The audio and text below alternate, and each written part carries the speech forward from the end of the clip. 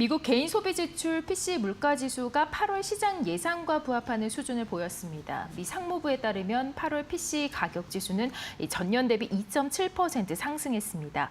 이는 지난해 4월 이후 가장 높은 상승률이지만 전문가 전망치와 일치했습니다. 변동성이 큰 에너지와 식품을 제외한 근원 PCE는 2.9% 올랐습니다. 특히 지난 9월 FOMC에서 연준이 기준금리를 0.25%포인트 인하한 뒤 처음 나온 수치라 주목됐습니다. 연준은 연내에 두 차례 추가 금리 인하 가능성을 시사한 바 있는데요. 다만 GDP 성장률과 고용 지표가 예상보다 강하게 나오면서 인하 가능성이 더욱더 줄었다는 관측도 있습니다. 실제로 2분기 GDP 확정치는 3.8% 상향됐고 신규 실업수당 청구는 줄었습니다. 하지만 이번 PCE 발표가 전문가 예상에 머물렀다는 점에서 시장은 금리 인하 여력이 여전하다고 평가했습니다.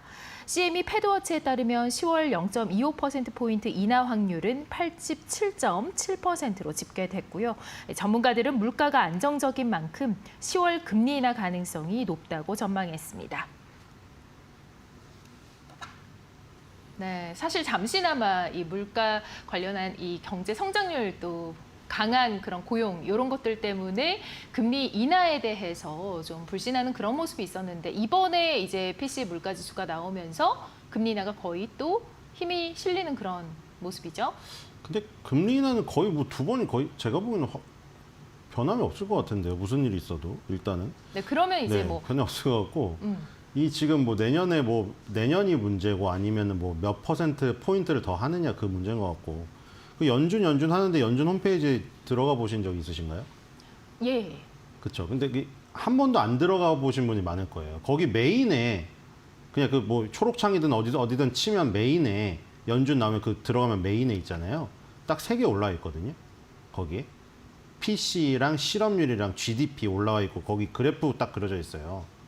그러니까 연준 홈페이지가 아무리 좀 약간 뭐 답답하고 뭐 업데이트도 안 되는 것 같잖아요. 느낌이 막 구닥다리고. 근데 늘 들어가면 똑같은 느낌이죠. 근데 네. 아무리 그래도 그 연준이라는 그 단체가 아무거나 올려놓고 막 운영을 하겠어요?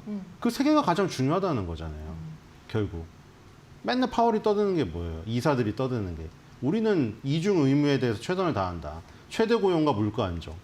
그러니까 거기 지표에서 최대 고용에 해당되는 건 뭘 본다는 거겠어요? 실업률을 본다는 거죠. 물가 안정에 해당되는 거는 PC. 개인 소비 지출 PC를 본다는 거죠. CPI, PPI도 참조를 하지만. 예. 그리고 GDP가 왜 나오겠어요? 결국 그걸 통해서 우리가 금리 결정을 통해 GDP라는 거는 나라의 체력, 키랑 몸무게 같은 거거든요. 키 작고 몸무게가 낮고 이러면은 예를 들어 덩치 큰 코끼리만한 애에 비해서 그렇죠? 서장훈 선수가 맡고 있으면은 작은 애들을 블로킹 당하잖아요. 그러니까 그렇게 키우겠다는 거예요, GDP를. 결국 그 3개인데 이 지금 PC를 결국 본다는 건데 개인 소비 지출을. 근데 뭐 예상치 하회가 나왔으니 금리 인하 기대가 나왔다 이렇게 얘기를 하는데 저는 계속해서 지금 이게 이대로 진지하게 봐야 되는가 저는 제가 계속 얘기하고 있는 게 합리적인 의심이잖아요. 그러니까 스티브 마이런 이사를 보시면 자기가 상원 청문회에서 꼭두각시 역할을 안 하겠다 했지만 그분이 그동안 해왔던 언론의 인터뷰의 발언들을 보면은 아무리 사람은 고쳐 쓰는 게 아닙니다. 안 변합니다. 그러니까 저는 궁금한 게 마이런 이사한테도 이제 항상 발언권이 돌아가고 언론의 인터뷰에도 한 꼭지를 차지할 텐데 분명히 뭐 이런 거를 지표를 예를 들 거예요. 아까 말한 대로 연준의 홈페이지에 있는 그것들을 들 거예요. PC니 실업률이니 GDP를 들 건데 저는 그게 다 요식행위에 불과할 거라는 거죠. 결국 그 방향성은 다 정해져 있는데 그냥 너 트럼프가 시켜서 했어 이러면은 너무 이상하니까 그쵸. 그런 거를 들 텐데 저는 그게 너무 보이니까 너무 솔직히 보이잖아요. 네. 그래서 저는 그런 사람들이 이제 더 꽂힐 거란 말이죠. 연준의 이사회 7인의 이사회가 핵심이거든요. 7인의 이사가. 물론 거기다가 뉴욕 연방준비은행 총재 합쳐서 8명 거기다가 연방준비은행 중에서 4명이 돌아가서 12명의 표가 있지만 7인의 이사회가 핵심이기 때문에 거기에서 다 자지우지가 되는 것이거든요. 네. 그럼 뭐 근데 이제 거기서 이미 3명 정도가 예. 솔직히 말해서 보우먼 이사나 크리스토퍼 윌러는 아직도 약간 좀 진지한 면을 유지하고 있지만 이미 마음은 다 누군지 알고 있고 나머지들도 지금 다 리사 콕도 보세요. 지금 엄청나게 학대를 당하고 있는데 그리고 지금 다 나선 거 아시죠? 네. 이 역대 연준 그 이사회 의장들이 다 나섰어요. 리사 꼭 가만히 두라고. 근데 지금 트럼프가 가만히 둘 것 같지 않고 계속 이런 식으로 되면은 우리가 열심히 아무리 PC 무슨 실업률 이런 거 얘기해도 물론 그 사람들도 나와서 그렇게 얘기하겠죠. 마이런 이사의 분신 같은 사람들이 들어오면은 당연히 얘기를 할 거예요. PC가 이래서 이랬어요. PC가 이래서 이랬어요. 근데 결국 귀결되는 거는 트럼프가 원하는 금리 인하, 1%대 금리를 향해서 가는 여정. 그러니까 결국에 금리 인하에 대한 확률을 계산하는 것은 의미가 없어 보이고, 뭐 폴리마켓에서 그런 비트코인, 지금 그 블록체인 기술로 인해서 이 투표가 일어나니까 우리가 가십거리로 볼 수는 있는데 거의 확률은 정해져 있다. 저는 그런 생각이 들고요. 두 번은 금리 인하가 확실하고 금리 인하의 폭이 중요하고 내년도에 이제 트럼프가 원하는 1%대로 떨어질 것인가 말 것인가. 그리고 이제 파월이 만약에 걱정하는 대로 그래, 너네 마음대로 해봐라. 나는 내일 하고 딱 떠날 거고 5월달 이후에 만약에 그게 거품이 일어나가지고 내 말대로 금리 인상을 해야 될 이 경우가 생기면 아마 파월이 조용히 저는 저기를 쓸 것 같아요. 회고록이나 자사전을 낼 것 같습니다. 파월은 지금 스타일이 봤을 때 인터뷰에서 막 부딪히고 이런 성격이 아니에요. 그냥 고개만 절레절레 했지 뭐 트럼프한테 그런 뭐 막대하고 뭐 이런 건 없잖아요. 대응하고. 저는 조용히 책을 쓸 것 같다는 생각이 듭니다. 내가 그 말이 맞았지. 내년 5월 이후가 재밌을 것 같아요. 파월이 나중에 조용히 있다가 봐봐 내가 말했을 때 그때 금리 인하 그렇게 해서 거품을 만들어가지고 지금 금리 인상해야 될 때 왔잖아. 네. 이러면서 그렇게 따질 때가 되지 않을까. 근데 어쨌든 지금은 뭐 PC도 예상치 하회가 나왔고 이렇게 되면은 금리 인하에 대한 명분이 더 생기는 건 사실입니다.